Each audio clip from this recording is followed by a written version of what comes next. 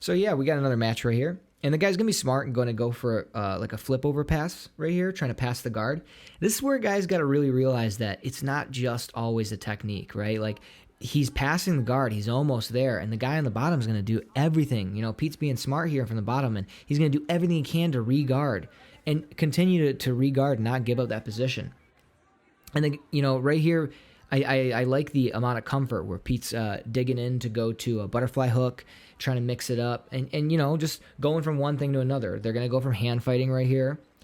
And I think Pete wants to go right back to his half guard game, so he just ties that leg through and goes right back up to half guard. Now, this is a good example of like action versus inaction. And it's not like inactive jiu-jitsu, it doesn't work. You see a lot of guys do really well with that, but Pete's continuing to attack positions. It's like one thing's going to fail, he's going to go to something else. Another thing's going to fail, he's going to go to something else.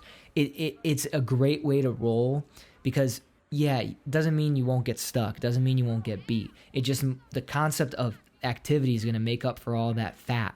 And you'll see a lot of guys from the top, like here, you know, the guy's turning, the guy's giving up his whizzer. He's going to get his back taken, and Pete's going to continue trying to move, continue trying to attack. This is a great example where you see a lot of guys where maybe they get on top, and they're so worried about being on top or staying on top and having nothing else happen in the match that they're going to stay up there and grind and, you know, try to crush their opponent.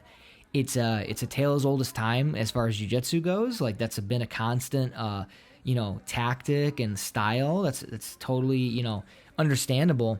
And again, at certain skill levels, 100%. Like, I'm not really shocked that, you know, if a guy that just started and they're both heavy, you know, gets his top position and he's going to just chill. Like, he's trying to pull off some moves, but from there he's going to chill. But this is a good example of a match where, like, now you have a little bit of skill set and you're just going to continue and continue and continue attacking. Like, every time you look over here, if you notice, if you pull this match 30 seconds, 30 seconds, 30 seconds, it's a different position every time.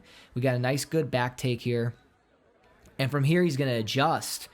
And he knows he just wants to keep moving that position. He's using that kind of like that hug with the overhook and underhook, and he, you know, use a tie up on the ribs there. And again, it's, if you think of it less of like being like spastic and speeding through a match, but almost think of it on the concept of like, okay, am I doing something different every minute of this match? Like, am I transitioning? Am I moving? You know, from here, he's trapping the arm, and you're going to see he's going to start to smother, and from smothering his opponent, he's just using that as distraction just to tie his hand through. But you notice he's immediately going to go for the choke, and it's not enough, so now he's going to go to smother because he knows the guy's controlling his hand.